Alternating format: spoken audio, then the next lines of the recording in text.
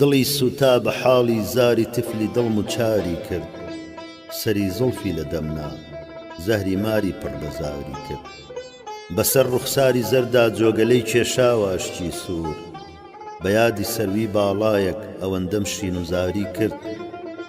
هجومی هندووی خەڵ سەر فەرنگستانی ڕوخساوی بە حەشرێ بوو وەکو ئەو حەشرە میقادۆ بە چاری کرد.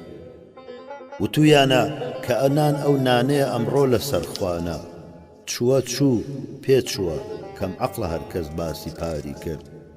قسەی زوڵفی ئەوەندە توولی کێشا تاقەتی چوو خۆی، وتی شەو نیوە بوو نەبڕایەوە کێ باسی ماری کرد. لە بۆیم دادی گریانم دەرونی کردمە خوێناو، لە چاوم سەیری کەن ئەم حوکمە جەرگ و دڵمی جاری کرد. خەتی پشتی لەبیدی بوومە چار ئەبرۆ وتی وتمان کە هەرکەس بەختیارە ئیختیاری چاریاری کرد. بەیانی هاتە باغە و ماهە ئەم وا تێگەی ڕۆژە، لە شەبنم گوڵ بەدامن گەوهەری هێنا نیساری کرد. ڕەحە بەو شێتیە ئەلحەق قسێکی عاقڵانەی ود، منم عاقڵ لە بەرجی عاریە خۆمم کە عاری کرد. دڵی بێبارە مایی کارە هەرکەس کاروباری خۆی لە دنیادا موفەق بوو بە دڵ تەفیزی باری کرد.